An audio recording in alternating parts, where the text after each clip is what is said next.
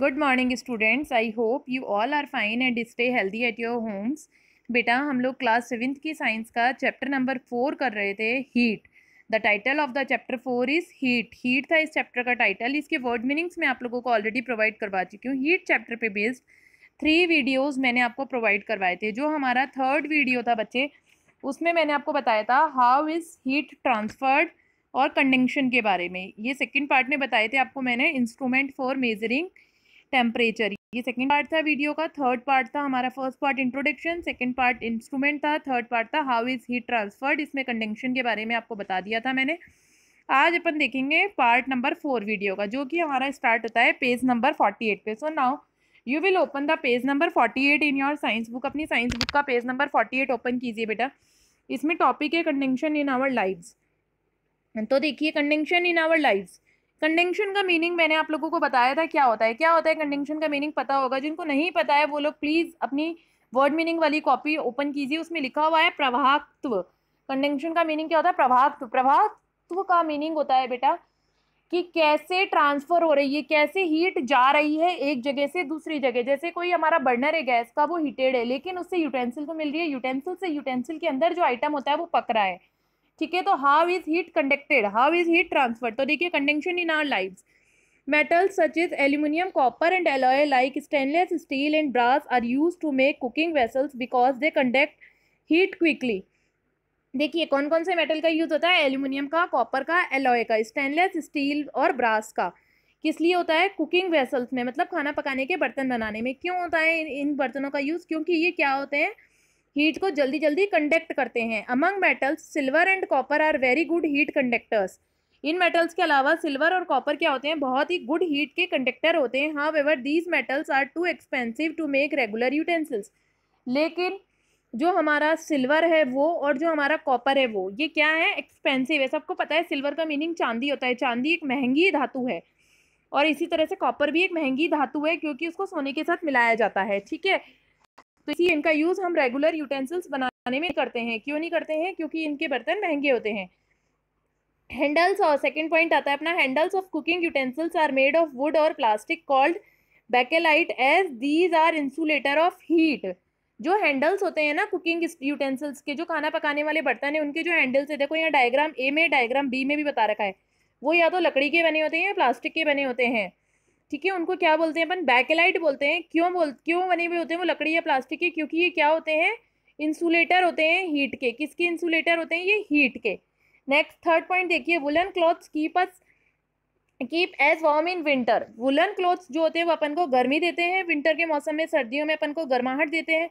This is because there is air trapped in the pores of woollen clothes which act as insulator and does not allow body heat to escape out.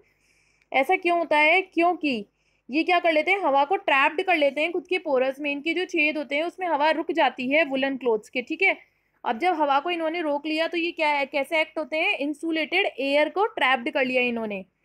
किसमें? In the pores of woollen clothes, woollen clothes के pores में, which act as insulator, जो कि insulator की तरह काम करेगा। And does not allow body heat to escape out, और जिसके कारण हमारी जो बॉडी की हीट है वो क्या नहीं होगी? एस्केप नहीं होगी। तो मतलब किसकी तरह काम कर रहा है ये?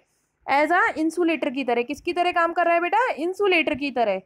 ठीक है, इतना आया आपको समझ में? इंसुलेटर मतलब इंसुलेट करना, किसी भी चीज को रोकना, मीन्स ये बाहर नहीं निकलने देगा गर्माहट को बॉडी की। In summer to keep ice from melting, ice slabs are covered with thick jute clothes और सॉडस्ट। देखो, जूट के कपड़े से, हमारे पास में आइस क्यूब है, लेकिन हम लोग कहीं घूमने जा रहे हैं और बहुत भयंकर गर्मी हो रही है, बहुत तेज की गर्मी पड़ रही है, तो हम लोग आइस क्यूब को किससे कवर कर लेते हैं? या तो जूट के कपड़े से या फिर सॉ डस्ट से। सॉ डस्ट का मतलब क्या होता है? सॉ डस्ट का मतलब जो हमारी रेत का बना हुआ जो होता है, जूट की तरह ही होता है, बोरी वाला जो कपड़ा होता है, उससे हम उसको कवर कर लेते हैं। क्यों करते हैं? देखो, जूट क्या होता है? इंसुलेटर होता है। जूट क्या है? इंसुलेटर है। और उसके चारों तरफ एयर क्या हो जाती है? ट्रैप्ड हो जाती है उसके फाइबर्स में, जूट के जो फाइबर्स हैं। यही चीज यहाँ लिखी हुई है, देखिए, jute is an insulator and has air trapped between its fibres, both of these insulate the heat of the surrounding. और दोनों ही क्या कर लेते हैं? अपने चारों तरफ हीट को सराउंडिंग कर लेते हैं।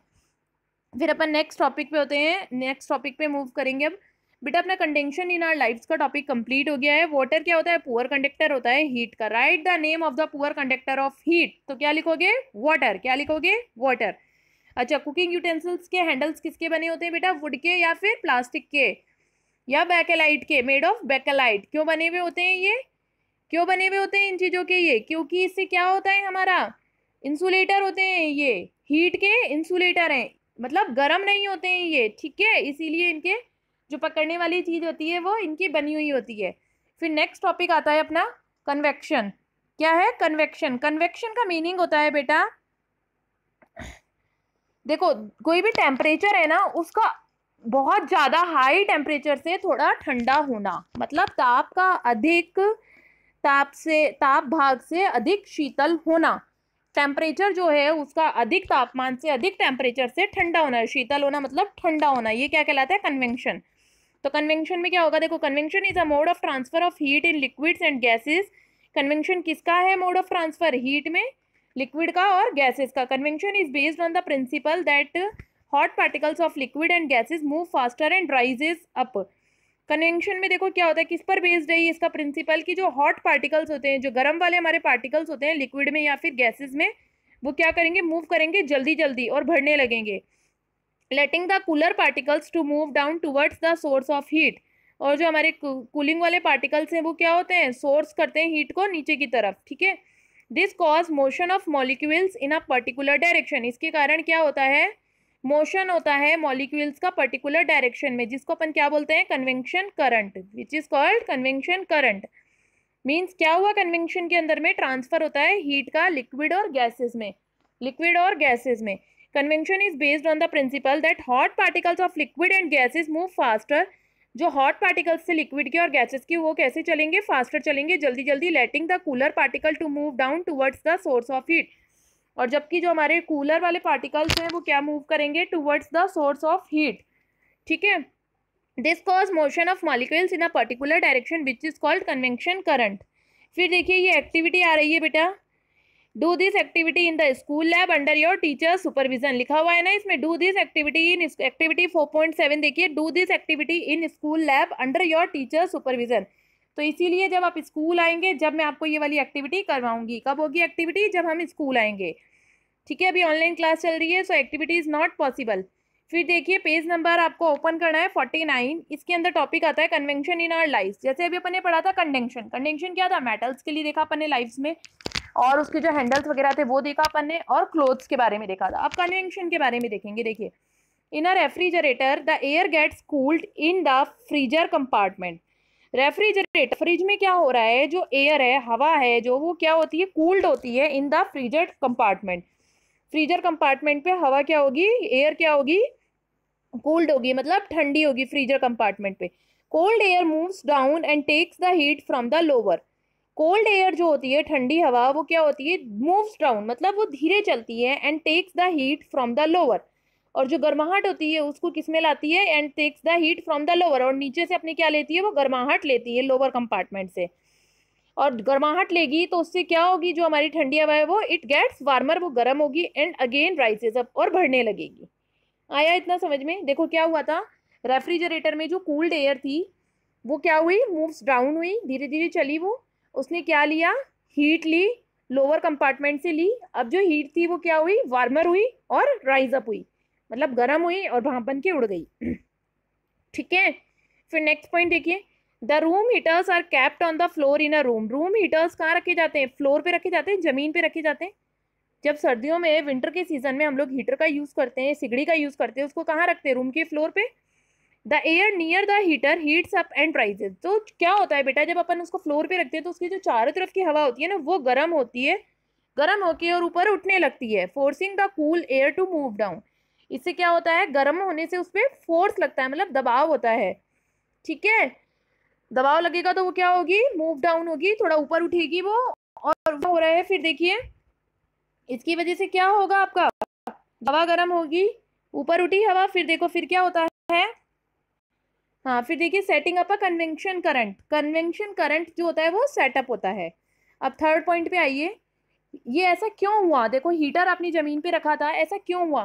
तो हीटर के चारों तरफ जो हवा थी वो गर्म होकर थोड़ा ऊपर उठी, ऐसा इसलिए हुआ क्यों हुआ ऐसा? ऐसा इसलिए हुआ बेटा क्योंकि फोर्स लगा उस पे, जब वो गर्म हुई तो उस पे फोर्स लगा और कन्वेक्शन करंट का होने लगा, मतलब करंट फ्लो होने लगा अधिक तापमान से कम तापमान की ओर, ठीक है। फिर देखिए इन समर गर्मियों में क्या होता है, we need air conditioner to cool air, अपन को एसी की जरूरत होती है एयर कंडीशनर की ठंडी हवा के लिए। The air conditioner should be placed high up on the wall, दीवार पे ऊपर की तरफ लगा हुआ होता है। रूम हीटर तो कहाँ था, वॉल नीचे था, फ्लोर पे था, जबकि अपन लोग एसी को कहाँ लगा रहे हैं, वॉल पे लगा रहे हैं, ऊपर। क्यों लगा रहे हैं, कभी सोचा आपने क्यों लगा रहे हैं? देखिए this is because the air on top cools and move down, ऊपर की हवा क्या होगी, ठंडी होगी और वो नीचे आएगी। नीचे की हवा हमेशा गर्म होकर ऊपर उठेगी और ऊपर की हवा ठंडी होकर नीचे आएगी, मतलब जस्ट अपोजिट हो रहा है। Giving way to the warm air, और उससे वो क्या लेगी, giving way to the warm air, warm air बाहर निकल जाएगी। So that the entire room cools, इसीलिए पूरा कमरा ठंडा हो जाता है। तीनों पॉइंट आए समझ में, फर्स्ट पॉइंट रेफ्रिजरेटर का, सेकंड पॉइंट रूम हीटर का, थर्ड पॉइंट एसी का। अब देखिए फोर्थ पॉइंट पे आते हैं अपन, winds are caused by convection in air, हवा के कारण क्या होता है बेटा, कन्वेक्शन होता है एयर में, मतलब हवा के विंड्स आर कॉज्ड, विंड्स हवा क्यों चली, हवा क्यों हुई, किसके कारण हुई, कन्वेक्शन के कारण एयर में। विंड का मतलब क्या होता है, आंधी आना, आंधी क्यों आई, तूफान क्यों आया, हवा क्यों चली बहुत तेज, क्योंकि क्या हुआ था, किसमें हुआ कन्वेक्शन, आपकी एयर में हुआ कन्वेक्शन, ठीक है। The air at the equator gets heated by sun and rises up, equator की जो एयर है, इक्वेटर की एयर वो क्या हुई, हीटेड अप हुई, किसके कारण हुई वो हीटेड अप, किसके कारण हुई हीटेड अप, इक्वेटर की सन के कारण, और वो ऊपर उठने लगेगी। The cooler air from poles move towards the equator, और जो ठंडी हवा थी वो इक्वेटर की तरफ मूव करेगी। This result is huge convection current which causes winds across ocean and continents. इसका रिजल्ट क्या होता है, इस वाले कन्वेक्शन करंट के कारण बेटा, इसके कारण क्या होता है, जो हमारी विंड चलती है, जो बहुत तेज हवा चलती है समुद्र और कॉन्टिनेंट से, सागरों से, महासागर से, ठीक है। फिर देखिए in the coastal areas, coastal area कौन से होते हैं, समुद्र वाले एरिया, जिनको अपन समुद्री बीच बोलते हैं। मुंबई में जुहू बीच सबने सुना है, अंडमान निकोबार में सबने सुना हुआ है बीचेज होते हैं ना। तो जो कोस्टल एरिया वाली जगह है वहां पर क्या होती है, wind blows all the time, हमेशा क्या होती है, हवा बहती रहती है, ब्लो करती है। During day time the land gets heated up more quickly than the sea, day time पे क्या होता है, दोपहर के टाइम पे जो लैंड होती है, जमीन होती है, वो हीटेड अप होती है, वो मतलब जल्दी गर्म होती है, मोर देन द सी की अपेक्षा जल्दी गर्म होती है। The air over the land gets heated up and rises, जो एयर थी लैंड के ऊपर वो क्या हुई, जल्दी जल्दी हीट अप हुई और राइजेस हुई। The cooler air above the sea water moves towards the land, और जो ठंडी हवा थी वो किधर की तरफ बहेगी बेटा, टुवर्ड्स द लैंड, जमीन की तरफ जाएगी। ये इसको अपन क्या बोलते हैं, सी ब्रीज बोलते हैं। देखो cooler air above the sea water moves towards the land, ठंडी हवा तो समुद्र से जमीन की तरफ गई और जो गर्म हवा थी वो जमीन से समुद्र की तरफ आई। ये चीज क्या कहलाती है, ये फिनोमिना सी ब्रीज। क्वेश्चन आ सकता है what is sea breeze, sea breeze क्या है। अब देखिए नाइट के टाइम पे क्या होता है, at night the land gets, जो लैंड है, जमीन है, gets cooler faster than the water in the sea. देखो जमीन गर्म भी जल्दी हुई थी और ठंडी भी जल्दी होगी, रात के समय पर क्या हुआ, वो ठंडी जल्दी हो गई। The air above sea water is warmer and rises up, ऐसा क्यों हुआ बेटा, क्योंकि जो हवा थी समुद्र के ऊपर की गर्म होकर वो उड़ी ऊपर चली गई वो, और जो कूलर एयर थी above the land moves towards the sea, वो कहाँ आई, समुद्र की तरफ, समुद्र से जमीन की तरफ आई। इसको क्या बोलेंगे अपन, लैंड ब्रीज बोलेंगे। जब ठंडी हवा आती है समुद्र से, ठंडी हवा आती है किससे, समुद्र से, the cooler air above the sea water के ऊपर से move towards the land, land की तरफ, तो उसको क्या बोलेंगे, सी ब्रीज। और जब जमीन से होगा ये प्रोसीजर तो उसको बोलेंगे अपन लैंड ब्रीज।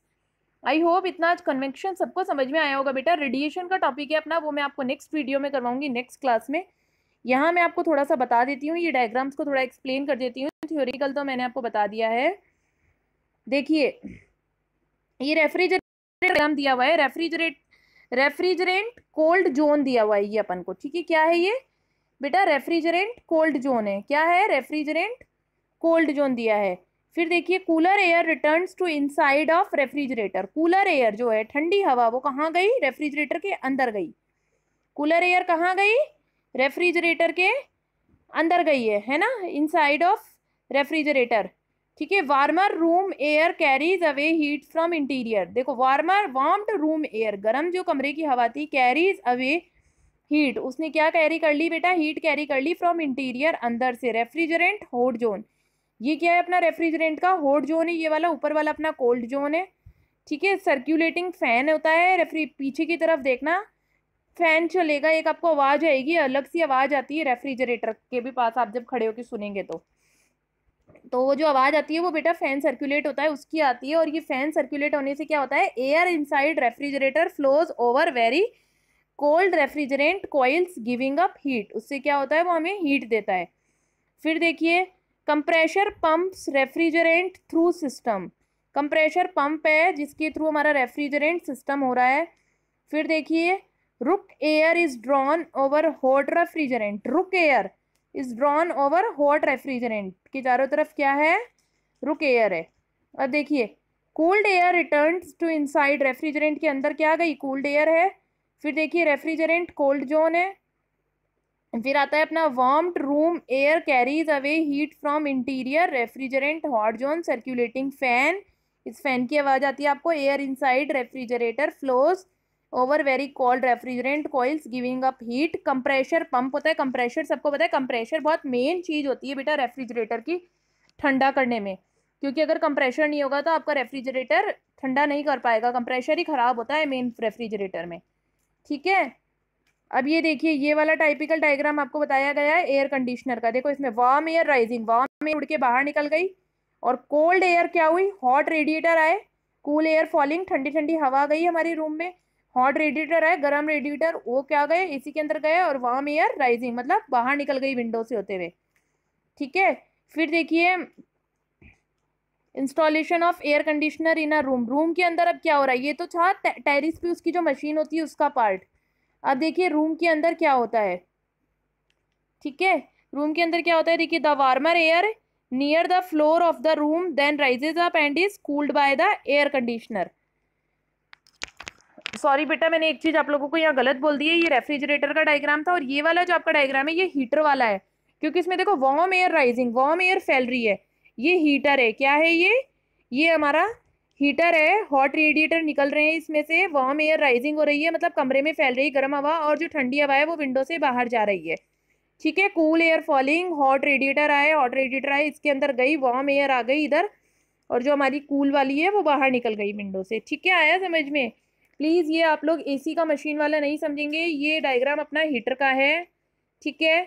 फिर देखिए नेक्स्ट अपना एप्लीकेशन ऑफ कन्वेंशन करंट, इसमें देखो क्या हो रहा है, installation of air conditioner in a room, अपन ने एयर कंडीशनर को रूम के अंदर इंस्टॉल किया हुआ है। वार्म एयर असेंट्स, वार्म एयर क्या हुई, असेंट्स हुई मतलब जो फ्लोर पे वार्मर एयर थी वो उठी ऊपर एसी के अंदर गई और बाहर निकल जाएगी, और जो कूल्ड एयर है वो कहाँ आ जाएगी, अपने एसी के अंदर आ जाएगी, ठीक है। अब देखिए सी ब्रीज के लिए भी बता रखा है इन्होंने, देखो सी ब्रीज पे क्या होता है, sinking land heat up, heat source से लैंड क्या हो गई, गर्म हो गई अपनी, ठीक है। और अब लैंड जब गर्म हुई तो वार्म एयर राइज होगी, वार्म एयर ऊपर उठेगी, राइजिंग होगी, राइजिंग एयर किस में हेल्प करेगी, क्लाउड बनेगा, क्लाउड एयर क्या होगी, कूलर एयर सिंक होगी, सिकुड़ेगी, सिंकिंग एयर स्प्रेड होगी सरफेस के अलोंग इसकी सी की, और इससे क्या होगा, सी ब्रिज होगा, मतलब ये जमीन ठंडी होने लगेगी। आया इतना समझ में जमीन कैसे ठंडी हुई है, सबको आ गया होगा ये चीज़ समझ में अभी कि जमीन कैसे ठंडी हुई है, सी ब्रिज वाली चीज़ भी, ठीक है। आई होप ये टॉपिक आज बेटा आप लोगों को सबको समझ में आया होगा। कन्वेंशन का आज मैंने आप लोगों को पढ़ाया है, बताया था आज मैंने आपको conduction in our life, then convection के बारे में बताया क्या होता है, ट्रांसफ़र होता है इसमें हीट का लिक्विड में और गैसेस में, हीट कहाँ ट्रांसफ़र होगी, लिक्विड में और गैसेस में। फिर कन्वेक्शन इन आवर लाइफ बताया था आपको मैंने। अब नेक्स्ट टॉपिक है रेडिएशन, जो अपन नेक्स्ट क्लास में करेंगे। आई होप आप लोगों को समझ में आया होगा। आज बेटा एक थोड़ा सा ध्यान से देखना वीडियो, ये वाला जो डायग्राम मैं एक्सप्लेन कर रही थी इस टाइम पे मैंने गलती से बाय मिस्टेक एसी बोल दिया था, बट यहाँ क्या है, ये हीटर की वर्किंग है इस डायग्राम में, आप लोग ध्यान से देखिए हीटर की वर्किंग है। किसी को कुछ भी प्रॉब्लम आ रही है अगर वीडियोस में आप लोगों को, तो प्लीज़ आप लोग उस चीज़ को या तो जहाँ यूट्यूब चैनल आप देख रहे हैं, जहाँ भी आपको लिंक प्रोवाइड हो रहे हैं वीडियो के, वहीं पर आप कमेंट बॉक्स में कमेंट डाल दीजिए, या फिर स्कूल के मोबाइल नंबर पे आप लोग व्हाट्सएप कर सकते हैं कि हमें ये प्रॉब्लम है, हमें ये समझना है टीचर से, तो वो आप लोगों को प्रोवाइड करवा दी जाएगी फैसिलिटी, ठीक है। और जो बच्चे वीडियोस वॉच नहीं कर रहे हैं रेगुलर, वो प्लीज़ रेगुलरली वॉच कीजिए, अपना कॉपी वर्क रेगुलर कीजिए। ठीक है। आप लोग ये मत सोचिए कि स्कूल में क्लासेस नहीं लग रही हैं, आपकी क्लासेस रेगुलर चल रही है, बिकॉज डेली आपको वीडियोस मिल रहे हैं, डेली आपको वर्क मिल रहा है। तो आपको यही सोचना है हमारा 6 आवर्स का स्कूल तो लग ही रहा है, यही सोच के हमें हमारी स्टडीज़ कंटिन्यू रखनी है। So thank you, good bye, have a nice day. I hope आज का वीडियो सबको समझ में आया होगा। नहीं आता है, कोई प्रॉब्लम है तो सेंड कीजिएगा व्हाट्सएप पे या फिर यूट्यूब चैनल में कमेंट डालिए। Okay, thank